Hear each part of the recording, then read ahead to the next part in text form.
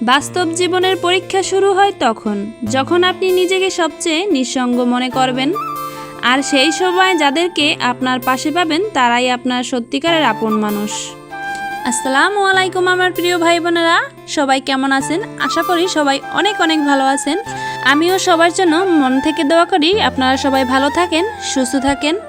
আমিও আল্লাহর রহমতে অনেক ভালো আছি।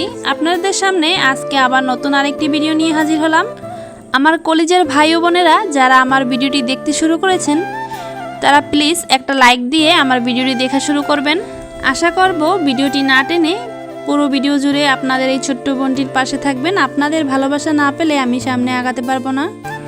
মাত্র 5 মিনিটে আমি কিভাবে ওভেনে কাপ কেক তৈরি করি সেটাই আজকে আপনাদের শেয়ার করব। খুবই সহজ উপায়ে কাপ কেক তৈরি করার রেসিপিটা আজকে শেয়ার করার চেষ্টা করেছি। আশা করি আপনাদের কাছে ভালো লাগবে। কাপ কেক তৈরি করার জন্য প্রথমেই আমি এখানে নিয়ে নিয়েছি দুটো ডিম।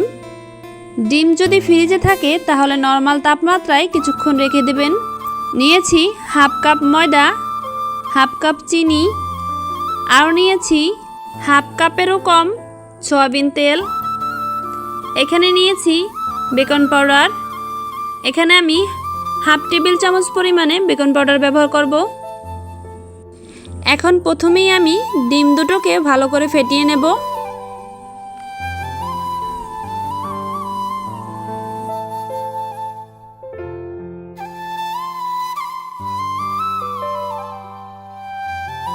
ফেটানোর সময় চারপাশে যাতে ছিটে না যায় সেই জন্য এখানে একটা বড় বাটি ব্যবহার করবেন। এখন ডিমটাকে আমি 1 মিনিটের মতো ভালো করে ফেটিয়ে নেব। আমার ডিমটা 1 মিনিটের মতো ফেটানো হয়ে গেছে। এখন এখানে আমি চিনি দিয়ে দেব। আমি এখানে হাফ কাপেরও কম চিনি ব্যবহার করেছি, কারণ আমার হাজবেন্ড চিনি খেতে বেশি একটা পছন্দ করে না। আসলে সেই জন্যই আমি চিনিটা কম ব্যবহার করেছি। আপনারা এখানে হাফ কাপ চিনিটাই ব্যবহার করতে পারেন। এখন চিনিটাকে কিছুক্ষণ এভাবে ফেটিয়ে নেব। 30 সেকেন্ডের মতো চিনিটাকে ফেটিয়ে নেওয়ার পরে আমি এখানে সয়াবিন তেলটা ব্যবহার করব। চিনি আর সয়াবিন তেল একসাথে ফেটিয়ে নিলে তাহলে চিনিটা গলতে একটু সময় নেয়। চিনিটা আমার ফেটানো হয়ে গেছে। এখন আমি এখানে দিয়ে দেব সয়াবিন তেল।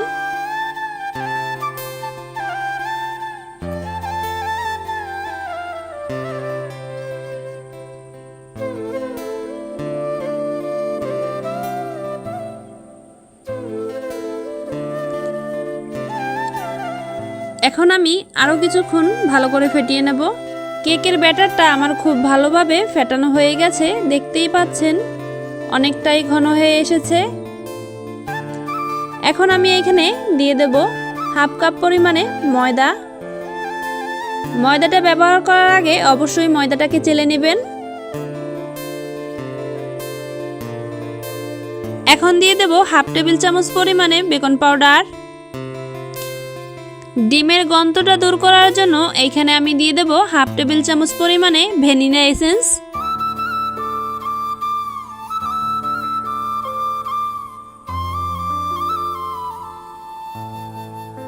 এই ভ্যানিলা এসেন্সটা ব্যবহার করলে কেক থেকে সুন্দর একটা ঘ্রাণ আসে, তার সাথে ডিমের কাঁচা গন্ধটাও চলে যায়। এখন সব কিছু একসাথে আলতো হাতে মিশিয়ে নেব। এই কাজটা অবশ্যই আস্তে করতে হবে।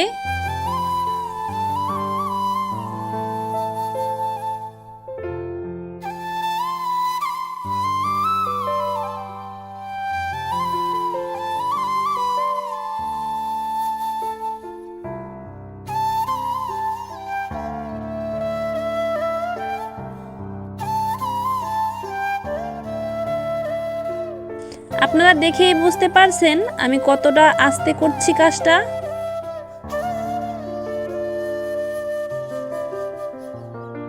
কেকের ব্যাটারটা খুব ভালোভাবে আমার ফেটানো হয়ে গেছে।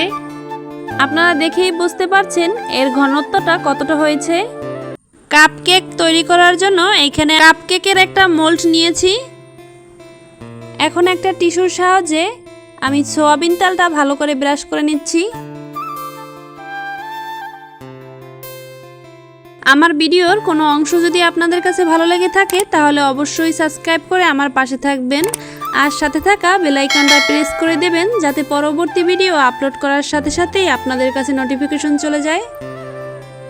এখানে আমি কাপকেক লাইনার নিয়েছি। এই কাপকেক লাইনারগুলো আপনারা যে কোনো সুপার শপে পেয়ে যাবেন খুব ইজিভাবে।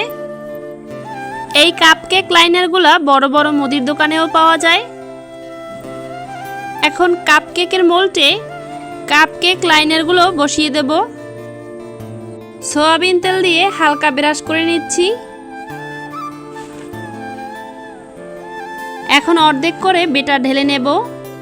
এর থেকে বেশি দেওয়া দরকার নেই, অর্ধেক দিলেই এটা বেক হওয়ার পর ভরে যাবে।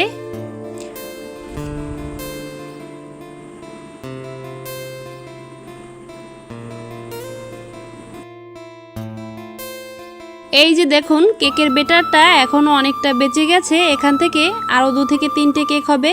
এখন কেকের মোলটাকে অবশ্যই ট্যাপ করে দিতে হবে, এতে করে ভিতরের বাবলসগুলো বের হয়ে যাবে।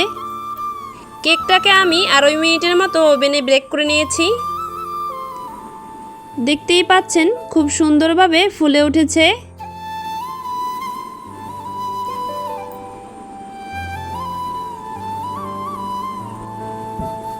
আশা করি দেখেই বুঝতে পারছেন কেকটা কতটা সফট হয়েছে।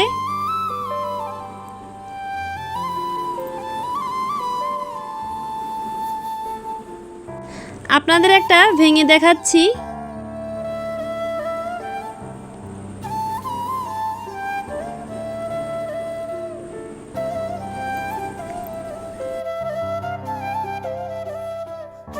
আশা করি আমার কেকের এই সহজ রেসিপিটি আপনাদের কাছে ভালো লেগেছে। আজকের মতো এইখানেই বিদায় নিচ্ছি, দেখা হবে পরবর্তী কোনো ভিডিওতে। ততক্ষণ পর্যন্ত আপনারা ভালো থাকবেন, সুস্থ থাকবেন। আল্লাহ হাফেজ। আসসালামু আলাইকুম।